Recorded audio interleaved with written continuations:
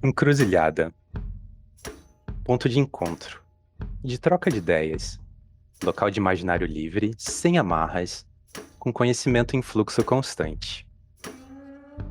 Meu nome é Eric Novello e essa é Encruza Criativa, a esquina onde literatura, arte e política se encontram. Puxe sua cadeira, relaxe as costas e bora conversar.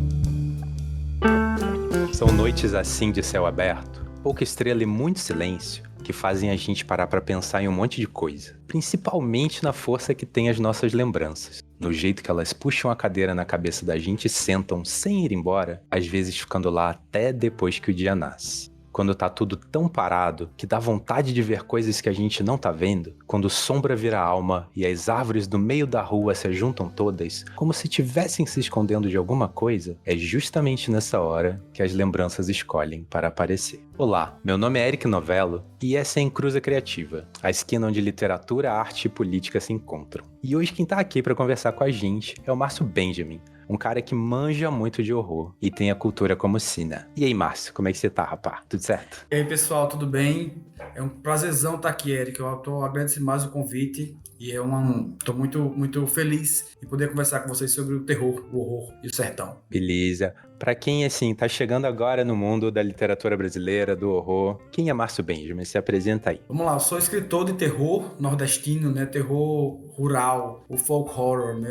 Eu trabalho com lendas rurais, eu costumo dizer, né? Eu trabalho com histórias do interior, do sertão, do Nordeste, que contavam para minha mãe, que contavam para outras pessoas e que permanecem vivas na cabeça da gente hoje, né? Essa lenda de que essas histórias passaram, que as crianças de hoje não querem mais saber, adolescentes não querem mais saber, né? Disso, e eu acho que não. Eu acho que o medo, o terror, o horror, ele permanece. Eu tô aí já há algum tempo trabalhando com essa bandeira das lendas, das assombrações, dos mal-assombros. Eu não gosto de falar causos, porque eu acho causos muito sudestinos. A gente fala mal-assombros, né? A gente fala essas histórias que nos contavam e permanecem vivas dentro da cabeça da gente. Então eu sou essa pessoa aí. Sou um fã do Câmara Cascudo e sou um fã do Freddy Krueger, do Jason, do Lobisomem Americano em Londres. Tenho esse lado também muito pop, que muito me alegra e me orgulha. Velho, assim, você foi uma pessoa que transitou aí bastante, né? Você construiu uma carreira como autor independente e agora lançou recentemente um livro pela Dark Side, que é o Sina. Antes da gente voltar no passado, explica aí pra gente qual é a do Sina. Cara, o Sina foi um presente que eu recebi aí da Dark Side, né? Eles entraram em contato comigo para criarmos alguma coisa juntos. Foi uma grande honra, foi um livro que me deixou muito satisfeito, porque é um mergulho nesse meu universo, né? Um livro que ele retoma alguns contos do Maldito Sertão e do Agouro em outro momento, né? Em outra situação. Então, são alguns contos recontados dentro de um fio maior. Então, é uma loucura, eu costumo brincar que é tudo em todo lugar ao mesmo tempo. São histórias que se misturam, histórias que se cruzam. São 3 linhas temporais que se cruzam, tendo como base a história do Trancoso Neto, inicialmente, né? Ele era um cara que foi criado pelo avô, o avô dele é o Trancoso, né, o original. Era um contador de histórias e precisava da ajuda dele para sair de fazenda em fazenda contando essas histórias. E ele se tornou, depois sumiu no mundo, o Neto, e se tornou um dono de um circo e viveu dentro de um circo. E depois descobriu que as histórias que o avô dele contava não são tão mentira assim, né? Que ele não acreditava. Depois ele vê que as histórias que o avô dele contava são histórias reais e não estão muito satisfeitas em deixá-lo partir. Então ele vai se perder nesse mundo dessas histórias. De certa forma, é um livro de horror, mas de certa forma um flerte com a fantasia. Eu acho que tem um quê de fantasia forte no livro. É dessa coisa desses novos mundos, desses novos lugares. Até Maria Bethânia tem nesse livro, para você ter ideia da mistura. Tem Belchior, tem Maria Bethânia, tem Ednardo, aquelas 3 senhoras cegas, né, que tocavam ganzá na Paraíba. Eu já fiz uma pequena homenagem a elas, que elas marcaram muito a minha infância. As vi aqui em Natal e foi uma coisa que me marcou muito. E traz a coisa do circo, a coisa da contação de história, né? As 2 situações que eu sou apaixonado, né? Contadores de histórias de circo. A própria figura do circo me remete muito a essas lembranças e esse mundo mágico, né? O cine é um pequeno pesadelo. Quando você acorda de um pesadelo, né? Que você não sabe direito o que aconteceu, o que você viu, o que você não não viu, o Cine ele retoma, ele remete um pouco a esse mundo meio mágico, né? Como se você estivesse dentro d'água, né? Como se você estivesse em outro, acordando desse sonho meio maluco, que talvez você não sabe exatamente o que é verdade e o que não é. O Cine foi essa aposta da Darkside, finalmente a Darkside apostou no Nordeste, eu e o Paulo Javieri. Paulo Javieri é baiano, né? Não é de Salvador, ele é baiano, e lançou um livro também pela Dark, e estamos aí os braços, né? O direito e o esquerdo, nordestinos, pela Darkside Books, e espero que tenham mais, já temos outros projetos aí pela frente. É um livro que me deixou muito feliz também, porque mais uma vez teve o dedo do grande Chico. Caramba, sim, velho. Ele fez um trabalho, eu brinco, Chico sendo Chico, mais uma vez ele mostrou esse trabalho incrível dele, soube captar perfeitamente essa essência do Cine. Então é um livro que contou também com a edição do grande César Bravo, que me levou a lugares que eu nunca pensei em ir, né?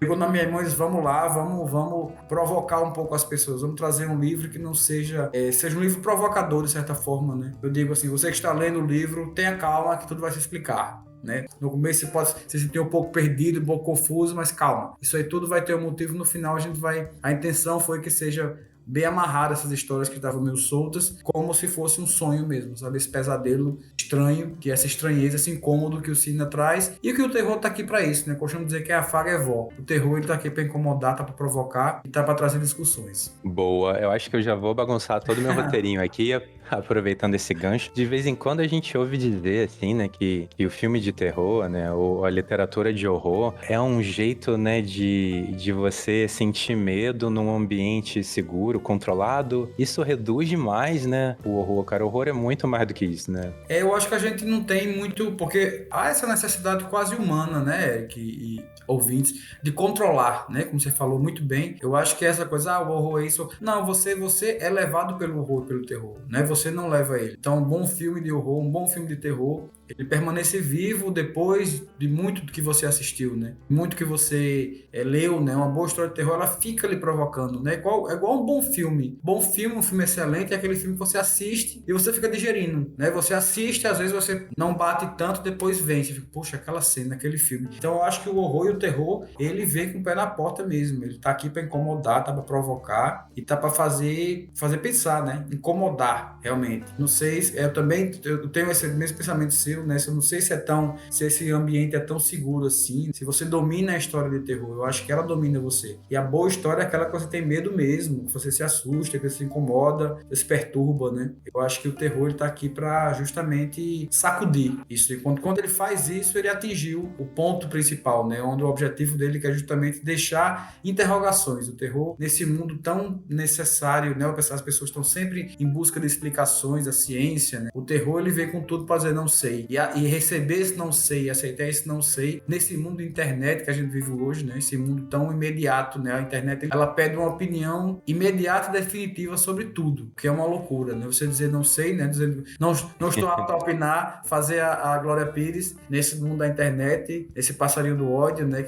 Que cada vez está mais irritado. Então eu acho que o terror, ele vem com o pé na porta, vem com essa coisa de não, vamos incomodar, vamos provocar, jogar tudo pra cima e pronto. Eu acho que ele faz isso. O bom filme de terror, o bom terror, né? Passarinho do ódio já valeu meu dia, eu vi isso.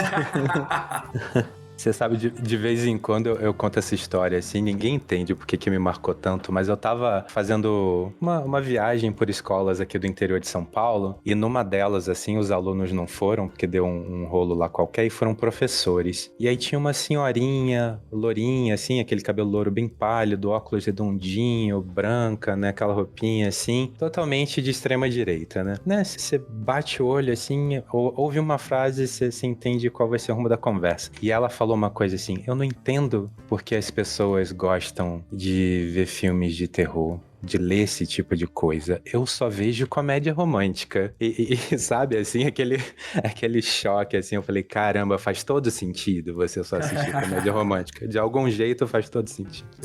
Pois é, infelizmente é isso, porque A história de terror, elas trazem isso pra gente, né? Esse incômodo, essa provocação, e tudo bem. E as pessoas que gostam são pessoas muito... ironicamente, para quem não conhece, pode achar que é irônico, mas não é. As pessoas que gostam desse tipo de coisa, elas são pessoas mais tranquilas, porque Sim. elas sabem que nós, né? Nós sabemos que é isso. As pessoas vão morrer. A coisa... Não que a gente não sofra, mas a gente entende que às vezes você não passa, às vezes você tá doente mesmo, às vezes sua mãe morre, às vezes você perde o bebê, e pronto.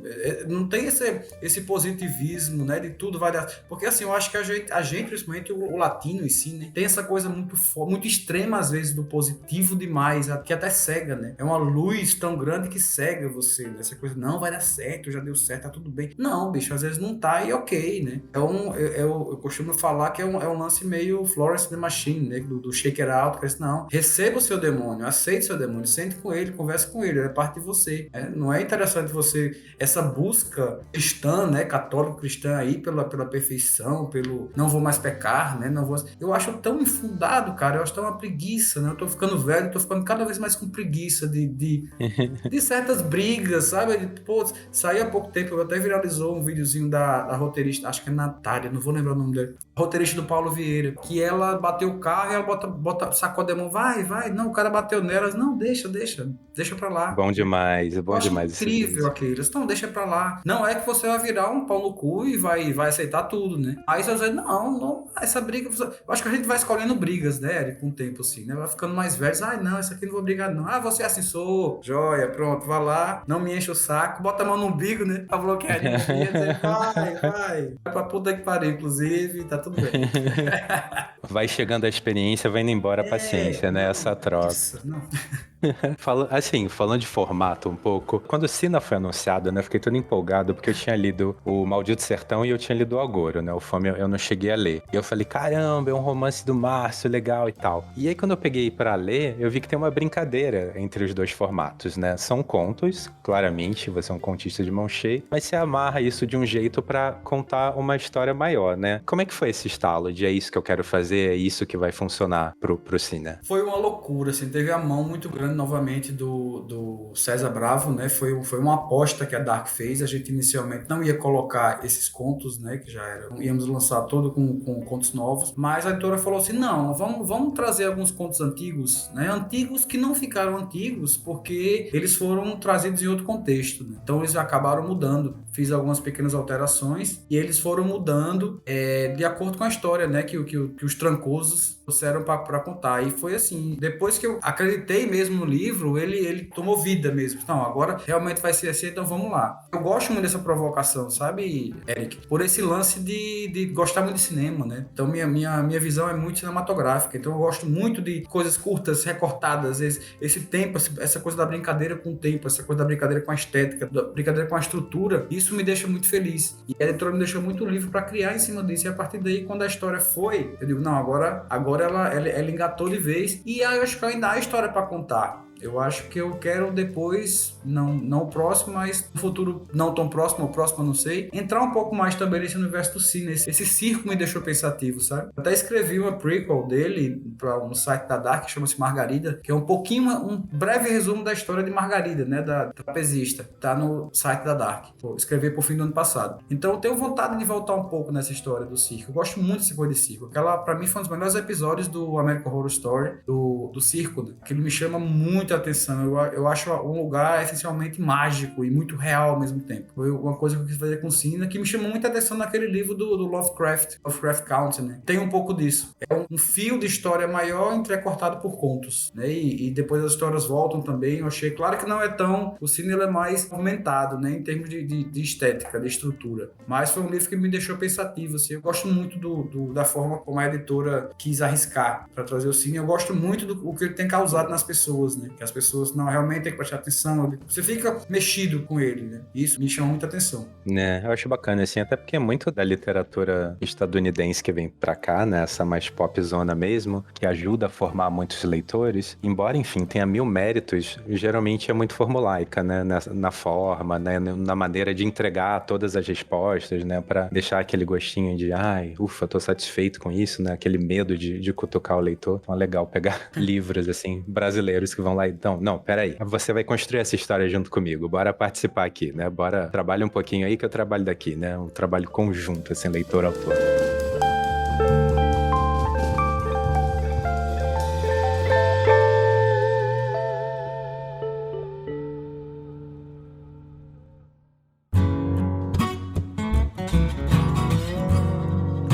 Você falou de audiovisual, né? Um pouco antes você falou de Fred Krueger e tudo mais. A gente tem mais ou menos a mesma idade, eu sou 2 anos mais velho que você. Como é que foi pra você crescer sendo formado por essa galera, né? Tipo, Fred Krueger, Pinhead, Jason, né? O que isso te influenciou, né? Ainda alguma coisa dessa geração, dessa era do cinema de horror ainda ecoa na tua cabeça? Ou você prefere as coisas mais recentes? Como é que é isso? Eu gosto bastante, Eric. Eu sou um apaixonado, assim, mas eu não sou um obcecado, sabe? Eu acho que é algo que me marcou muito. Eu acho que era um cinema muito livre, muito revolucionário, né? A gente pegar um Evil Dead da vida, ele trouxe muita coisa legal, né? Trouxe uma revolução, inclusive, para a filmagem, né? Trouxe novos tipos de câmeras. E essa coisa do fazer, que o audiovisual tem tão forte. Eu vou fazer acontecer. Eu acho muito legal, mas eu acho que também não deve ser romantizado, né? Você tem que ter condições para fazer. O artista precisa de condições, sim. Então, pouquíssimas ainda. Vamos aguardar aí o que vai vir, né, com essas leis, não só leis de incentivo, mas uma própria política de continuidade. Eu acho que não é só jogar leis e esperar que aconteçam as coisas e pronto, depois não acontece nunca mais. Mas eu acho que me marcaram muito, sim, esse cinema me marcou muito. Stephen King também foi um cara que andou sempre junto de mim, anda sempre junto de mim, que eu acho assim, minha relação com ele já chegou eu já fui apaixonado e agora eu amo o Stephen King, porque eu entendo os defeitos dele, entende? Tem livros que eu digo, não, eu sei que não é tão legal, mas eu gosto. Eu sei onde ele errou, eu sei que é uma fórmula que ele usou em outros livros, eu sei que a coisa tá um pouco, mas eu sei, mas deixa o bichinho. Deixei. Então, aquela coisa, eu gosto das coisas dele e não me impede de buscar outras coisas. Principalmente, a gente tá vendo, assim, uma enxurrada de latino-americanas aí, né? Que estão vindo aí com muita força, né? Você pegar a Marlene Hicks, né? Que é aquele tumulto. Maravilhosa. É um livro incrível, porque é um livro cheio de defeitos, realmente. Você pegar aquele livro, Nossa Parte de Noite, né? É um livro que você não indica para todo mundo. É um livro que às vezes é um pouco lento. É um livro que ele... E nos defeitos dele tá toda a beleza e a força, né? Porque ele tem cenas que eu não sei como a pessoa constrói uma cena daquela. Aquela mulher tem problemas mesmo. E eu amo aquela cena do braço, bicho, que costura. Eu não vou dizer especialmente o que é para não dar spoiler, mas que costura... O da janela. Também, mas não aquela... essa é horrorosa também. Mas aquela que costura o braço em outra pessoa, né? Uma pessoa... Ah, tá. Cara, eu fiquei... Tá. Putz, eu fiquei, meu Deus.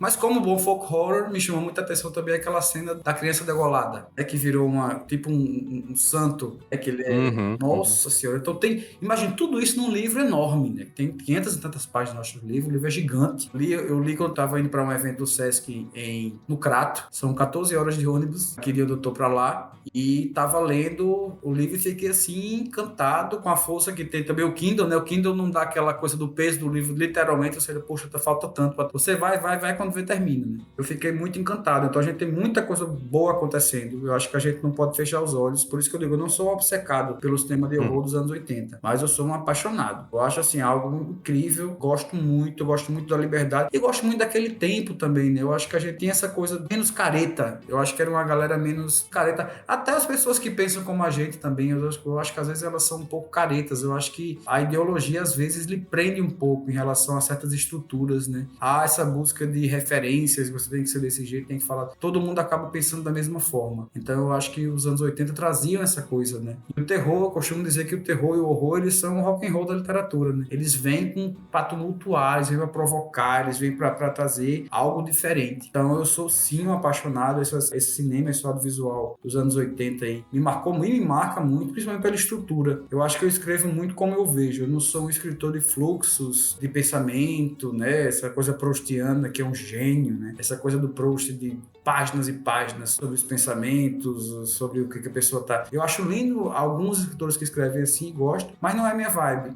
Eu gosto de ser prático ao escrever, eu gosto de coisas mais curtas, coisas do que você tá vendo mesmo, e tentar trabalhar esse horror. E esse horror, como você estava falando anteriormente, que não necessariamente se fecha ao fim do livro. Eu acho que eu gosto de livros que terminem um pouquinho aberto para que você também se sinta motivado a acompanhar o livro é escrever um pouco, a história é um pouco sua também, sob o meu ponto de vista. E isso incomoda às vezes, principalmente nessa estética do audiovisual nacional, que ainda está um pouco capenga em relação, principalmente séries, elas estão um pouco capengas em relação à estrutura, né? A essa necessidade de explicar tudo por A mais B, né? O personagem está andando, eu estou andando na floresta, assim, nós estamos vendo, amigo, obrigado. Então eu acho que falta esse lance um pouco de incômodo, sabe? Essa coisa dessa literatura ser um pouco mais provocadora, no sentido até estético, sabe? Eu acho que uma provocação estética, ela seria bastante bem... Uma provocação estética natural, porque eu acho que às vezes há um preciosismo estético muito forçado em alguns escritores e escritoras, que você olha assim, não, a pessoa pensou para tentar dar uma de fodão aqui, mas tá um negócio muito arrumadinho, muito pensadinho. Eu acho que é interessante você movimentar e tumultuar um pouco. Com certeza. Essa semana, por um acaso, eu vi o Medusa da... Qual é o nome dela? Anitta... Eu vi Medusa também, gostei de muita coisa nele. Isso, o da Anitta Rocha da Silveira, né? E é um pouco disso, né? De não explicar. As peças estão lá, estão numa ordem ok pra entender, mas nunca tá super explicado, né? Você que tem que ir lá e juntar tudo ali e falar, saquei o que ela quis dizer com isso, né? É mais fácil brincar dessa maneira no audiovisual, me parece, do que na literatura, né? Porque você tem que encher ali a tua página com alguma coisa, né? Essa escolha da informação que você vai passar, que você não vai, assim, tem gente que acaba tropeçando um pouco nisso, né? Quando as histórias são um pouco mais curtas, talvez fique mais fácil, né? De manipular, né? Esse jogo. Com certeza. Tem uma história do Sina, que se eu não me engano você trouxe de outra, assim, que eu curto muito, que é a história do menino do açude. Sim, é do Agoro. Ele que dá a capa? É ele na capa? Exatamente. E a capa, depois olha com outros olhos, cerre um pouco os olhos a olhar a capa, você que está com a capa na mão agora. Temos duas capas do Sina. Temos o menino do açude e temos um ser de terno e gravata. Ele tá de gravata preta, uma camisa branca por dentro, uma gravata preta. Ele usa tipo um moicano, assim, na cabeça dele. Tem os olhos, como se fosse um homem-peixe, assim, sabe? Não faz muito sentido com o livro, mas é um negócio que algumas pessoas já viram e o próprio César Bravo me deu essa dica como se fosse um easter egg, né, do Chico, assim, uma brincadeira que o Chico fez. Eu sou advogado, né? Perguntei pra ele uma vez se era... Perguntei se isso era verdade. O Chico é meio um oráculo, assim, você pergunta as coisas a ele e ele não responde. Depois de muito tempo ele vem com uma mensagem, com um negócio assim, ele é um evento, aquele cara. E ele não confirmou, nem negou, e eu disse, rapaz, publiquemos a mentira, então. Se não é verdade, mas a história é boa e realmente parece. E umas duas pessoas já falaram isso nas redes sociais, né? Poxa, mas essa outra capa, eu digo, ops, então não tô ficando doido sozinho, estamos ficando doidos juntos. E esse conto eu adoro, Eric, eu gosto muito desse conto, pela simplicidade dele, sabe? Eu gosto muito de histórias simples. O terror ali, pertinho de você, sabe? Apesar desse ter um pezinho também do coisa do épico, eu gosto muito também de coisas alopradas, como dizem aqui. Mas a história mais simples, ela me pega muito. E quando eu tô lendo também, eu adoro historinhas que estão ali naquela casinha, naquela cozinha, naquela mesa, e vão puxando o fio de uma desgraça maior. Esse conto é uma pequena homenagem, para mim, ao maior conto de horror do mundo, que é A Pata do Macaco, do Jacobs, do W.W. Jacobs. Tem essa coisa da chegada desse filho, né? De você pedir que ele volte, ele volta. Né? Só que no caso eles não pediram, né? E ele voltou. E tem essa coisa que eu tenho um carinho muito grande por essa história. Eu gosto muito dessa historinha, pela simplicidade dela. Eu acho que a força de uma história também está na sua simplicidade, né? Quanto mais você tirar, o básico ele é muito forte. O básico ele é muito consolidado. É o Açude, né? Que é um conto do Agoro que foi trazido para o Sina. Né? E é pesado, né? Porque é a história de um luto, né, sem um corpo, você sabe que a pessoa morreu, né, e fica a mãe lá, agarrada naquele fio de esperança, e de repente vira uma história do que fazer com esse corpo, né, tipo, agora que ele voltou, e aí, né, a gente só segue em frente, e o importante é ele estar aqui, ou a gente para e fala, peraí, essa pessoa que tá morta, é pesada. E aquela coisa do será que aconteceu mesmo, né, porque a gente tá vendo uma mãe totalmente alucinada, né, ela já tá delirando, mas ela sabe de coisas que ela não deveria saber, quem contou a ela. E um pai que está morrendo e não vai poder aproveitar esse filho, que será que ele voltou mesmo? Então, é o que a gente está falando no começo, é uma história que ela traz vários questionamentos. Eu acho que o terror é um grande questionamento, é você terminar sem saber direito o que aconteceu. Né? Me perguntam várias vezes assim, essa coisa do, mas você já viu alguma coisa? Você já... Eu digo, eu não sei, eu nunca sei se vi, porque justamente essa Twilight Zone aí que é o que importa, né? Essa zona do crepúsculo que você fica sem saber se viu ou não. Eu não sou espírita, não sou espiritualista, né? não creio realmente que existe essa comunicação com espíritos, mas por outro lado, eu quero acreditar. Então eu quero acreditar em aliens, em espíritos, em energias, em tudo isso. Então, eu não sei se existe ou não, e pra mim, honestamente, não importa se existe. Pra mim, eu acho que só querer acreditar, né, nas bruxas já é ótimo pra mim, para o meu trabalho e pra mim mesmo. Eu acho que esse gostinho, sabe, esse frio na barriga que dá, nossa, escutei alguma coisa, a toalha caiu, o gato pulou, eu tava com minha gata assistindo, meu esposo tava, acho que tava viajando, tava assistindo Babadook, em 1912, com ela, e ela parou, daqui a pouco ela começou a se arrepiar, e eu com medo, e eu filho da puta, para com essa porra, porque eu vou trancar você, porque ela começou a olhar pra trás, se arrepiando. E o Babadook é aquela angústia, né? Aquele incômodo que Demais. você não sabe se viu ou não viu. E eu sou muito cagão, bicho. Eu sou muito cagão pra filme. Eu sou aquele cagão de botar a mão no rosto, assim, quando começa a dar merda, de ai meu Deus, ela vai entrar pra quê aí? Aí já começa a dar aquele. Casa Mal Assombrada me destrói, bicho.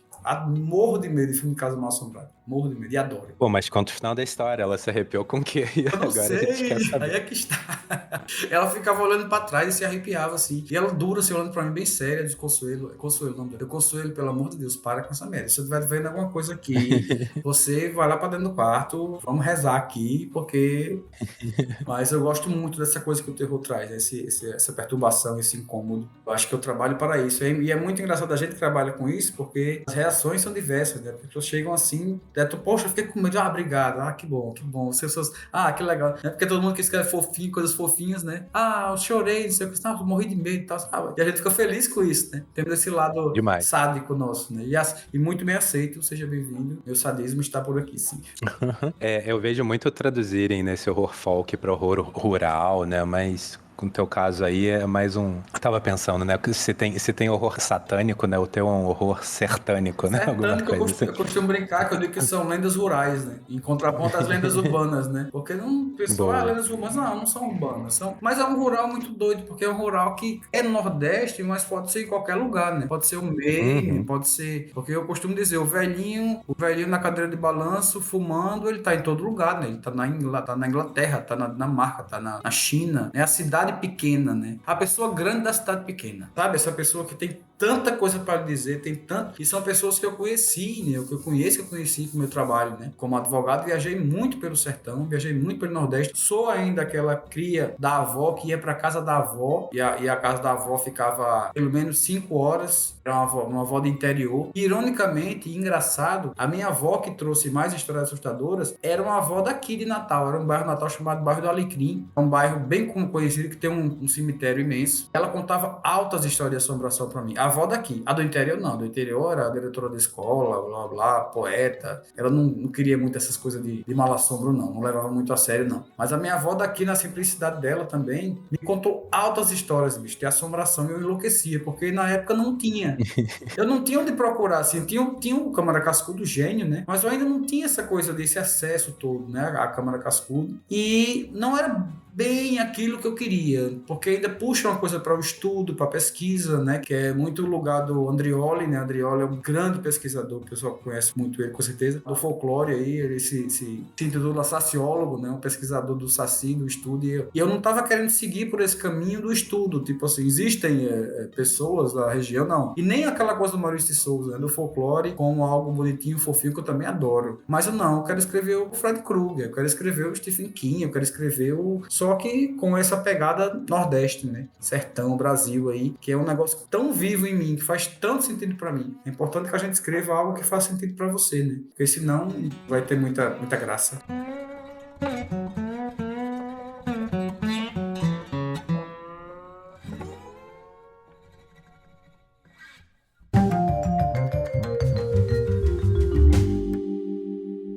Uma pausa rapidinho no nosso papo para lembrar que você pode apoiar esse projeto. Basta ir em apoia-se/Érica Novello e escolher uma das categorias de financiamento coletivo. Assim, você me ajuda a cobrir os gastos do podcast e a continuar investigando o que a nossa literatura tem de melhor. Caindo para um outro lado, assim, embora, seja um livro de susto atrás de susto, assim, totalmente divertido de ler para quem gosta de horror, tem uma brincadeira que você faz, pelo menos me parece, tratar o ato de contar histórias como uma forma de combate, né? Um combate político, é uma ferramenta de manutenção da memória, né? É como você vence o vilão, né? É através dessa força que gira em torno do aspecto de contador de história do protagonista, né? Como é isso pra você? Foi caso pensado, as coisas foram se formando? Foi caso pensado, porque assim, eu acho que a minha literatura, ela é muito política, sabe, Érica? Assim, ela tá com a política essencialmente na força dela, até porque ela fala de pessoas simples, ela fala de pessoas muito sábias, muito simples, e que muitas vezes não têm essas condições, né, para escrever as suas histórias, né? Então a oralidade, ela é muito forte, porque imagina, as histórias, se você parar de falar, elas somem, né? A história que é baseada na questão da oralidade é de uma riqueza. Você fala com as pessoas, assim, elas trazem situações, meu Deus, isso aqui tem que ser registrado de alguma forma. Então, a força dessa literatura oral, dessa até linguagem, né? Eu tenho essa batalha para escrever a forma que eu falo, né? A Dark respeitou isso lindamente, me deixou muito feliz, para permanecer essa linguagem nossa, né? Contada por um nordestino e que fala um pouco das pessoas do Brasil todo, e alguns lugares do mundo todo também. Então, foi uma escolha minha, né? Colocar num patamar essa força da oralidade, levar as histórias como as coisas mais importantes se são, né? Se você olhar de forma simples, pode, para quem não está acostumado, para quem não acha, para quem não gosta de ler, não gosta de livros, pode achar até uma coisa meio boba, né? Que as histórias sejam a coisa mais importante, mas para quem não tem, sim, né? Essas mulheres que não tinham as histórias, imagina, elas escutavam as histórias, elas não tinham vida, elas não tinham histórias, eram pessoas que passaram a vida inteira tomando conta da vida dos outros e ouvindo a história dos outros. Elas não tinham histórias para elas, e elas sabiam que se aquele cara sumisse ali, aquelas histórias dificilmente iam voltar para elas, né? Elas não têm a história particular. E é muito louco esse povo que não tem uma folclore, né? Não tem umas histórias próprias. Então foi algo que foi uma escolha mesmo,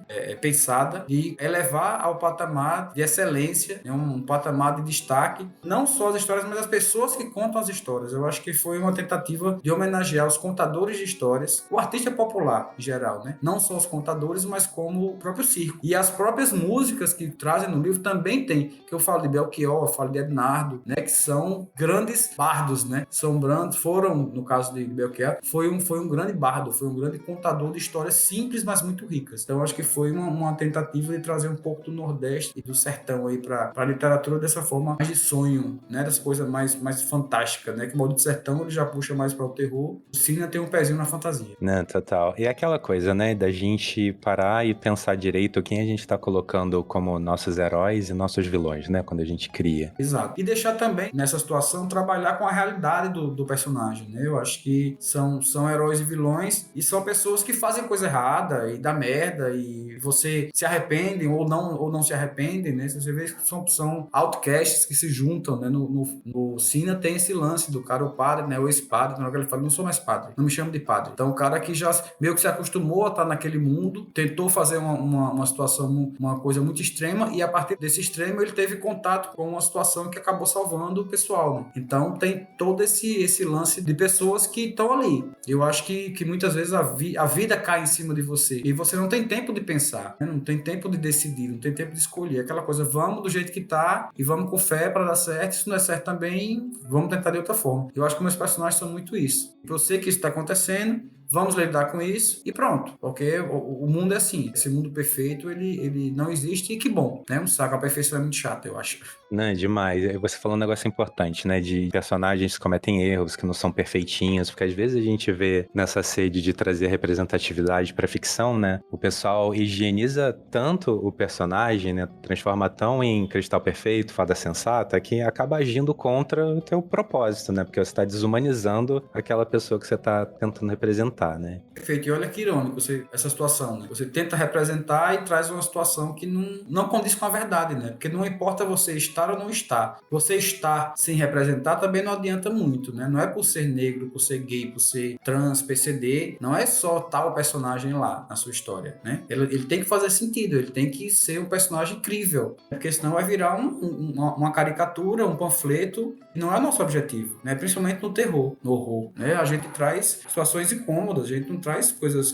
bonitinhas e vai mexer com coisas realmente que vão provocar. Acho que a gente começar a limpar demais as coisas, vai ficar um pouco, avisar muito do que está acontecendo. Olha, vai acontecer isso esse livro. Olha, vai acontecer isso. Aí vai encher de spoiler o livro, né? Então não vai, deixa, não, vai lhe incomodar, é um livro que vai, se você não quer arriscar, se eu fosse você, eu nem abria o livro. Porque vai ter as coisas aí, mas não significa que você possa falar de tudo, de todo jeito, né? Eu participei de uma Bienal uma vez com o Felipe Castilho, o querido Felipe Castilho, e ele trouxe uma coisa muito legal, assim, eu acho que a gente pode falar de tudo, mas não é interessante que a gente fale de toda forma de tudo, né?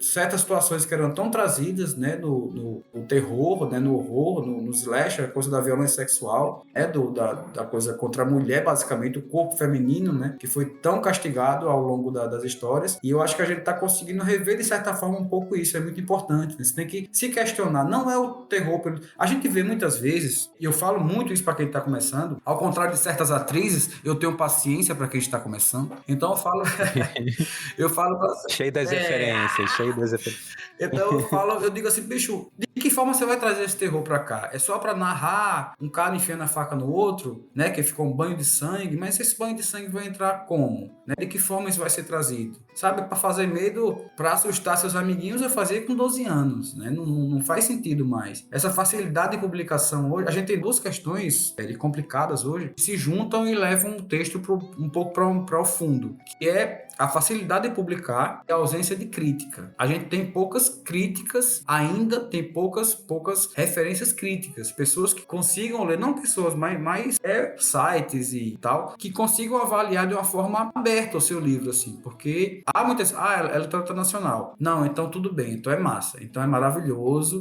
Não é, bicho, às vezes não é. Então quando você pega aquela situação e joga no mundo real, a pessoa se lasca, entende? Fica assim, poxa, mas era tão bom meu livro, a minha história era tão legal. Aí você coloca a internet é 880, né? Ou aparece todo mundo dizendo que é ótimo, que é mentira, ou todo mundo dizendo que é péssimo, que é mentira também. Então você fica preso, às vezes, numa falta de referência. Então diga assim, poxa, vai escrever, escreve, tenha calma, que seu amiguinho com 20 anos lançou 5 livros, não importa, possivelmente não serão bons livros, então fique calmo, porque com 20 anos você tem que ter experiência de mundo para escrever. Não tem condição de você querer escrever sobre tudo e achar que tá tudo maravilhoso e achar que fez um bom trabalho, né, em termos de experiência de vida. Então tem que ter essa paciência para escrever e passar para alguém de confiança, né? Alguém que possa ler o teu trabalho e falar assim, poxa, não só o leitor sensível, mas alguém de confiança que possa dizer, poxa, amigo, vamos tomar uma cerveja e falar do seu livro, tá uma merda teu livro. Eu sei o que você quis fazer, mas não rolou. Vamos trabalhar, porque o texto, ele às vezes tem muita coisa boa que está escondida dentro de muita coisa ruim. Então, às vezes nem significa que a pessoa seja ruim, mas às vezes ela precisa de uma boa edição, sabe? Eu fiz agora uma pós em escrita e tivemos uns trabalhos com edição, assim, coletiva, né, que foram muito ricos para mim, porque eu via meus textos também de outras pessoas, às vezes textos muito bons que começavam no terceiro parágrafo. Você cansava no segundo, porque, poxa, tá uma merda, mas esse terceiro aqui tá massa, vamos começar com ele. E o professor fala, vamos começar com ele, bota esse na frente. Foi aluno da grande Andrea Del Fuego, que escreveu Pediatra, ela é um doce. Ela, além de ser talentosíssima, ela é linda, chiquérrima, parece aquela mulher que apresenta o Jornal Nacional, que eu esqueci o nome dela agora. Chique. Aí ela falou muito sobre isso, sobre a coisa, poxa, não tenha apego ao seu texto, não seja obcecado pelo seu texto, pelo seu personagem, pela sua história, pela sua estrutura. Começa do final o teu texto, bota a parte que tava lá embaixo, bota seu plot twist no começo, sei lá, tumultua, testa, sabe? Que às vezes você tem uma história muito mais poderosa que você tá segurando porque você quer fazer daquele jeito. E às vezes não, se liberta disso, vamos brincar com esse texto. Até porque quanto mais você mexer, se ele for bom mesmo, mais ele se fortalece. Se ele não for bom, ele vai se fortalecer. É igual um bom argumento. Se você tem um bom argumento, pode dar porrada que for, que ele permanece. Se tiver fraco, ele vai cair. Aí você muda de opinião. Então eu acho que é interessante você que está começando, você que está me ouvindo, que está começando agora, tenha calma, né? Não importa, não precisa lançar. Você pode até dar para as pessoas lerem, para ir devagarinho construindo, deixa marinando o texto, não tem essa angústia de escrever agora e já publicar, porque às vezes esse ar de publicação imediata, às vezes não é coisa boa não. Fica o seu texto. É pensar como uma carreira mesmo, né? E se a gente pensa no horror especificamente, né? Você ter o desapego te permite testar coisas e, puta, isso aqui ficou demais, aqui eu passei do ponto, isso aqui eu tentei assustar e as pessoas estão rindo. E você ter, assim, vários leitores, né? Você consegue coletar opiniões mais diversas, assim, né? Não é só aquele teu amigo que vai falar, não, nossa, que foda, não sei o quê, né? E com isso você vai criando, assim, uma baliza pra você, né? Você vai criando esse instinto, que no fim das contas é a experiência, né? Perfeito, e aquela coisa, escute as críticas, leia as críticas ruins da Amazon, né, que aparecem, às vezes você fica puto da vida, mas dá uma olhadinha lá. Eu já recebi umas críticas, uma pessoa que se deu o trabalho de criticar um livro meu e fez uma crítica imensa. Tinha umas coisas que não faziam sentido porque realmente a pessoa não entendeu e tinha umas coisas legais, que eu digo, poxa, eu vou, quando tiver uma outra edição, não foi com Cine, foi com outro livro, mas quando tiver outra edição do livro, já tem coisa que eu vou rever, porque ela falou umas 2, 3 coisas que não, realmente ela tá com razão. Realmente ela tá com razão. Então vamos baixar um pouco a guarda, sabe? E entender quando a pessoa só quer ofender, né? Quando a pessoa só quer ofender, bota o meme da moça lá do Paulo Vieira e pronto. Ela quer ofender, pronto. Você acha que é isso? Beleza, tranquilo, né?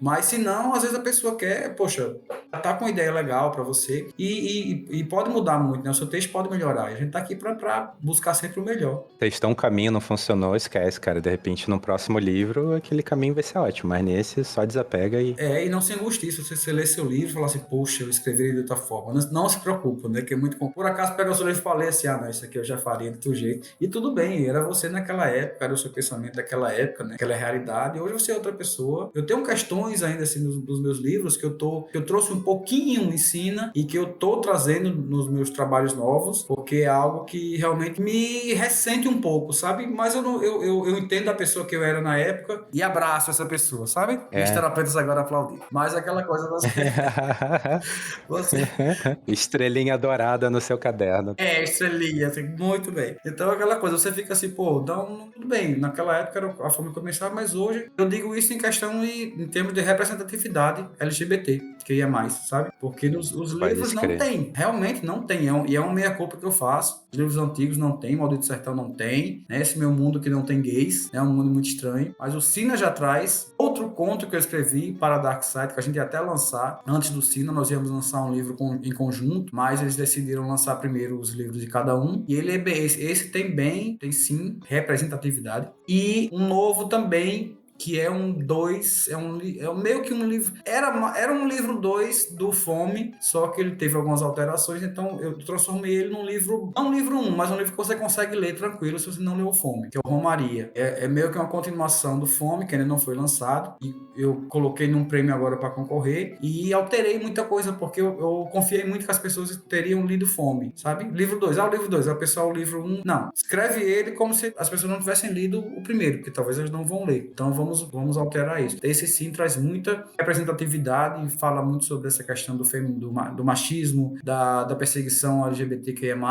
fala sobre o racismo, tudo dentro de um contexto, sabe? Que eu acho que é importante, Eric, é importante que se fale isso também. Nós somos escritores, né? Então a gente é importante que nós peguemos essas histórias e coloquemos dentro de um contexto, de uma estrutura que você cria. Se você botar sua paixão para ficar, mas o machismo é um absurdo, a homofobia, vai virar um panfleto que não é nosso objetivo. E o panfleto enfraquece a discussão, né? No fim das contas. Porque panfletos existem, são necessários para algumas coisas, né? Para passar informações. Agora, dentro de um contexto literário, você tem, como escritor, a função de trazer aquela história inserida dentro de um contexto, porque você tem a capacidade de fazer isso. É para ficar fazendo discursinho, eu acho que enfraquece em termos literários, sabe? E essa coisa de que é importante esse tema, é importante, mas ele não é suficiente para você transformar esse livro num livro de qualidade literária. Sabe? Eu já vi gente que reclamando, entre aspas, comentando que perdeu um prêmio X ou Y, mas ficou feliz porque o livro que ganhou era um livro que trazia essas... Eu digo, bicho, calma. Eu acho que uma coisa não tem muito a ver com... Eu, particularmente, acho que uma coisa não tem muito a ver com a outra, não. Acho que é importante você... Obviamente, eu sou claramente de esquerda, minhas pautas são sempre essas, então, e vão estar sempre nos meus livros. O Michel Foucault falava que o horror, o terror, ele é essencialmente político. Concordo com ele. Eu acho que a política está muito forte aqui, mas você não vai encontrar partido A ou B no meu livro, não. Você não vai encontrar personagens fazendo discurso, não. A história é maior, a intenção é que a história seja maior do que esses discursos, né? Porque em termos estéticos, e quando eu falo de literatura especificamente, a gente tem essa, entre aspas, obrigação de transformar aquilo com o que a gente sabe, né? E não ficar fazendo discurso. E o modo como a ficção codifica, né, esses debates, porque todo debate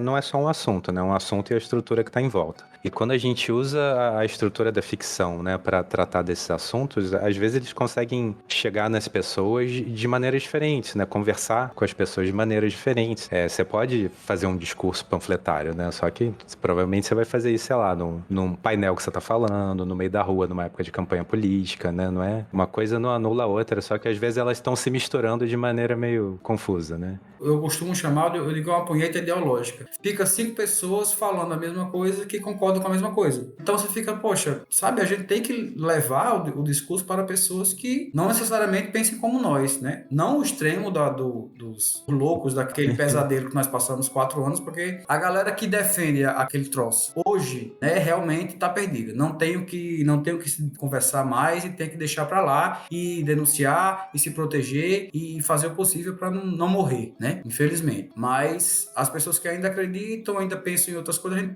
pode chegar. E você foi pontual aí quando você falou isso. A gente precisa ter um discurso que as pessoas venham, sejam recebidas, né? Um discurso que seja acolhido e que você possa escutar. Porque eu acho que nós, às vezes, somos muito incisivos. Tem que ser assim, tal coisa assim e pronto. Mas não, vamos escutar o que as pessoas dizem, porque a gente precisa um pouco também do que as pessoas tentam nos apresentar. Então, eu acho que é esse lance de você baixar. É a grande lição que a literatura nos traz, que é o ouvir. Gustavo Zester, que é um grande escritor de Porto Alegre, eu sei que ele é gaúcho. Ele fala sobre a literatura, tem um texto dele que é a literatura como farol. Ele diz que a literatura é um grande farol. Ela vai guiando você, né? Ela vai lhe dando as orientações para você seguir por um caminho. E um dos maiores exemplos de empatia é você ouvir a voz de alguém, que é a literatura, essencialmente. Estou lendo um livro teu, eu estou escutando a sua voz, eu estou escutando o seu ponto, estou calado, eu estou ouvindo o seu ponto de vista sobre aquilo. Posso chegar ao final a concordar ou não, mas eu estou sendo levado pelo seu trabalho, eu estou sendo levado pelos seus contos, pelas suas histórias, e isso é muito interessante. Por isso que é tão importante e é tão perseguida a literatura. E o horror não vou nem dizer, né? Porque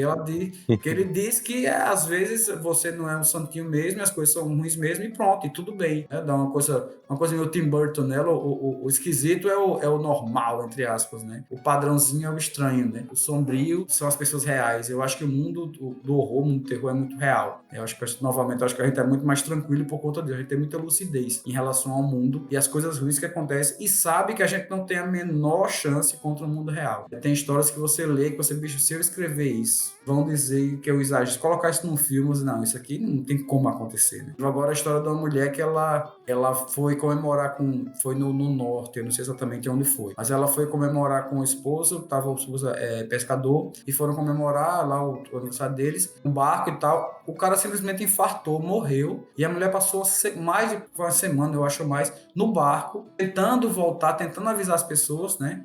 Com o corpo, espantando os urubus do corpo do cara. Então, só essa cena pra mim, meu Deus do céu, que cena foda. Você perdeu o amor da sua vida, né? Ou não, mas uma pessoa que você tava junto há muito tempo, e a humanidade levada ao extremo do animalesco, né? Você tentar espantar os urubus, foda-se seu coração, né? Sua saudade, não. No momento, eu tenho que espantar os urubus do corpo do meu esposo, né? Olha que coisa, meu Deus. Aí você dá o terror demais, fala assim, poxa, o terror não existe, isso é invenção. Cara, a gente dá uma pimentinha, mas que existe, tem coisa muito pior aí acontecendo, né? Total. E juntando, assim, o ponto de duas coisas que você falou, mais uma vez, né? A gente tem mais ou menos a mesma idade. Então, assim como eu, você pegou o boom da AIDS. Eu, pelo menos, gente com quem eu convivia morreu, né? Eu cheguei a ver isso, os remédios ainda não eram tão eficientes, né? A gente tinha programas de televisão em que a galera ia pra rua entrevistar as pessoas e falar assim, você acha que gays têm que morrer? Porque os gays estavam sendo assassinados. E as pessoas falavam, sim, gays são aberrações, tem que morrer. Aí, tipo, né, programas de auditório. E o tema de hoje é bissexualidade. E aí, um monte de gente falando mal de bissexual, né?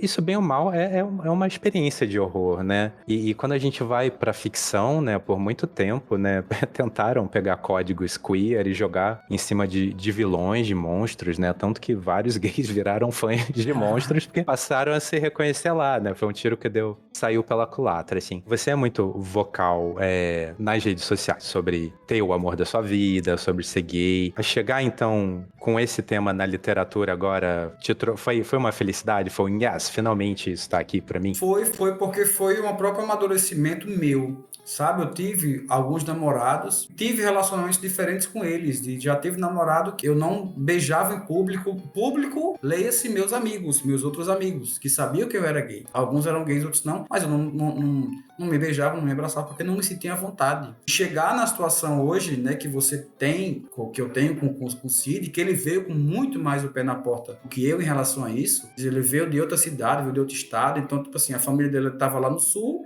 ele veio aqui e viveu a vida que ele quis viver aqui e trouxe muito isso para mim, né, de fotografia, de se casar, e se bem que o casamento foi eu que propus, né, mas Olha só. foi. A única coisa boa que aquele nojento fez foi isso, porque ele disse que na época ele estava querendo impedir casamento, ia se juntar com os bispos, não sei de onde, para tentar rever a questão do casamento LGBT, né, da possibilidade de se casar, rever essas decisões e tal. Eu digo, olha, entre fazer o não e lavando a louça, né? Se é o seguinte, a gente vai se casar porque o negócio aí tá feio, vamos se casar porque se garantir de alguma forma. E assim, eu acho muito necessário, né? Você vê o pessoal às vezes que não é gay ou que não entende, alguns não são, não precisa falar que é, não precisa. Eu espero que a gente chegue no, eu acho que eu não vou viver para ver esse mundo, mas eu quero que meu, sei lá, não vou ter filhos, mas meus bichos vejam esse mundo, vejam esse mundo que você não precisa falar que você é gay, porque realmente, né? Mas isso é um reino encantado da fadinha de arco-íris, entendeu? Porque você fala, é uma forma de se esconder, sabe? É uma forma de se enfraquecer, porque quando você fala que é gay, sim, eu sou gay, e aí, qual é o problema? A gente já vai para uma segunda discussão. Porque fulano, você é gay, eu sou gay, pronto. A dúvida tá sanada, vamos agora para a segunda. Você tem alguma coisa para me dizer em relação a isso? Pronto, dependendo do que você disser, a gente faz um BO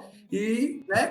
Então é aquela coisa. E você falar que é gay, que tá casado com alguém, que tem um relacionamento, isso aí afasta as pessoas certas também, né? Porque assim, toda vez que eu coloco foto com o Cid me beijando, eu me livro de alguns seguidores. Sempre perco não, me livro de uma galera que dá que bom. Eu não sei nem o que você tá fazendo aqui ainda. Porque você se incomodar com duas pessoas se beijando, realmente você tem problemas. Você realmente tem algum tipo de problema e gente com problema eu quero bem longe de mim. Então eu acho que a gente tá aprendendo também muito com essa galera nova que tá chegando aí, né? Estão trazendo várias formas de pensar em relação a isso. Realmente houve essa questão da AIDS também, foi um pesadelo muito grande na vida nossa. Eu comecei a me relacionar com homem já bem tarde. Eu me relacionei com mulher há muito tempo e como foi bem tarde, então já peguei a coisa um pouco mais tranquila em relação a isso. Mas sempre fica, né? Todo teste que você faz, exame que você faz, dá aquele frio na barriga, né? Em relação a muita coisa. Sim, por mais que você tenha certeza que você se protegeu. Sempre fica assim, ai meu Deus. Eu só lembro aquela cena maravilhosa do Carandiru, quando ela chora, que ela fala, tô limpa, né? Que ela tá que o Rodrigo Santoro fazendo a Lady Di, chorando com o exame na mão. Então a gente sabe essa situação, a gente sabe a situação, o pesadelo, quer dizer, a gente não sabe, né? Não sabe o pesadelo que as pessoas, os soropositivas, né, passam hoje em dia, né? Mas é algo que a gente tá procurando, muita gente tá falando sobre isso, Eric. Eu acho que é muito importante falar sobre isso, se as pessoas darem a cara a tapa mesmo, né? Falarem essa situação, porque muita gente fala do que não entende, fala do que não sabe. A gente, tanto em relação a tudo, né? Até em relação à linguagem não binária, né? As pessoas se incomodam muito com isso, e é muito louco isso, né? Quando as pessoas começam a querer determinar o que você deve fazer. Mas eu sou contra, né? Eu acho tão engraçado. Eu sou contra casamento gay, mas você foi chamado para casamento? Alguém, né? Alguém me pediu em casamento? Então, amigo, fique na sua. Eu acho. Porque o racismo, eu acho um exagero. Não, mulher também reclama de... Você é mulher? Não, então, amigo, chuma um bicolé, vai andar na praia, sei lá, mas deixa de falar merda, né? Então eu acho importante essa coisa de você trazer isso e falar, e pra mim é muito importante, porque você não só fica tranquilo, a gente sabe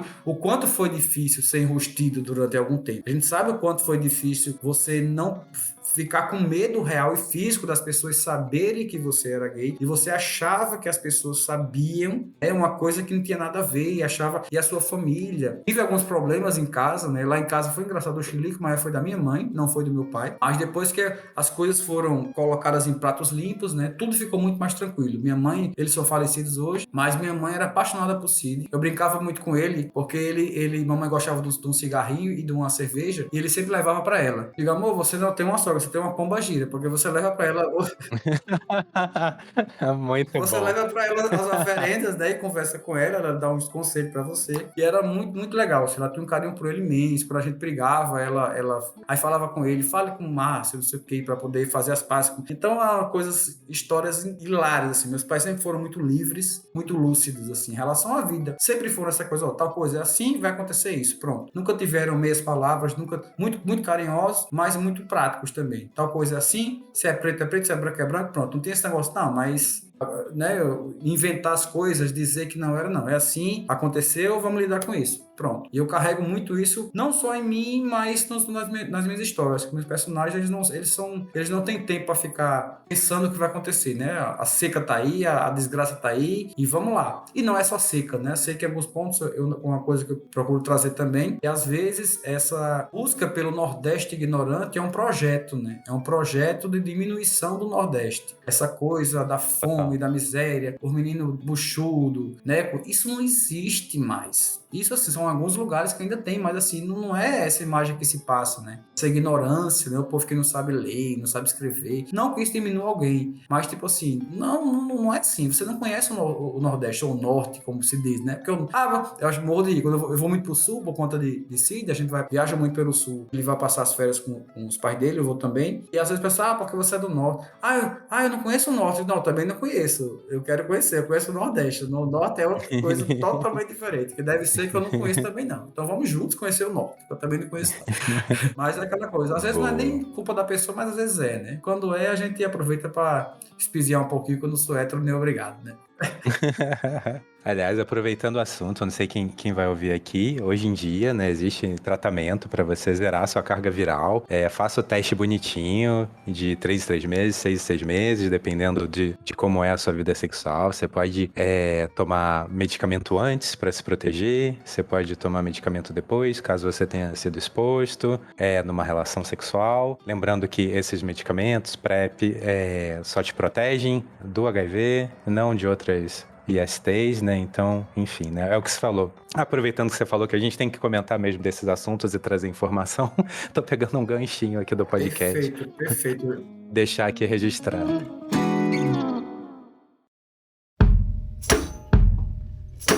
Márcio, aquele encerramento clássico, fala aí onde a gente pode te encontrar e teu jabazinho final. Galerinha, muitíssimo obrigado. O Eric também, um convite maravilhoso. A Elícia, que conversaria a noite toda com vocês, que vocês perceberam que eu falo pouco, né? Sou pessoa que não gosta de conversar. Então, vocês me sigam nas redes sociais, @o terror de Márcio Benjamin. Também tem o Márcio Benjamin roteirista, né? Que é mais a parte de audiovisual, mas o de terror tá no Terror de Márcio Benjamin. Sigam, tenham alguns, os livros todos estão, menos o Cine, os meus livros da outra editora da editora de Escribas, estão disponíveis na Amazon gratuitos, em e-book, né, para quem tem o Kindle Unlimited. Inclusive a versão em inglês do Maldito Sertão, é o Cursed Badlands. Ficou lindíssimo. Você que estuda inglês, você conhece alguém de fora, indica aí o Cursed Badlands. Ele tá bastante bonito. Tem alguns ainda comigo, Maldito Sertão pouquinhos, agora ainda tem um pouquinhos, mas vamos dar destaque ao queridíssimo Sina, que tá disponível para vocês nas melhores livrarias aí. Também está disponível no site da Darkside. Então vai lá, pede o Sina. Pede também um que nós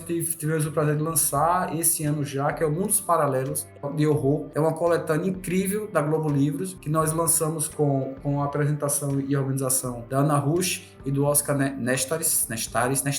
E fizemos junto com a Cláudia Lemes, com o querido Cristiano Aguiar, mais uma pá de gente aí que trabalha com horror, e com Rubens Luquete, cara, que coisa maravilhosa. Devia o livro com o Luquete, que foi uma grande figura do terror nacional aí, que escreveu o livro Histórias aí pro Zé do Caixão. Então, dá uma sacada de histórias que estão muito bonitos. Você que é de escola, é um livro que tem um direcionamento juvenil, infantil juvenil, o Mundo dos Paralelos. E o Cine tá esperando vocês, falamos muito dele hoje. E é um livro que eu tenho um carinho imenso, é minha estreia aí pela Dark. Fiz o mais difícil, o Nordestino toda Dark, vocês comprem agora, viu, minha gente?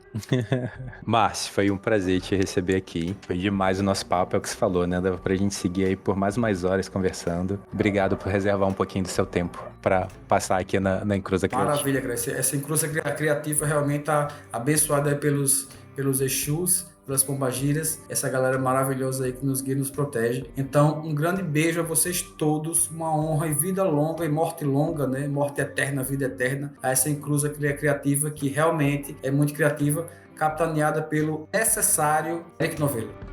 Mais um episódio chega ao fim. Curtiu o papo? Considere passar em apoia-se/Eric Novello e escolher uma das categorias de apoio no financiamento coletivo. Assim, você me ajuda a cobrir os gastos do podcast e a continuar investigando assombrações e o horror social nas melhores narrativas brasileiras. Um abraço e a gente se escuta por aí.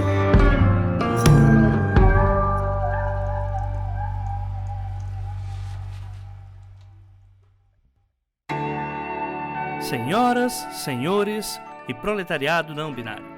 Este podcast foi editado por AJ Oliveira.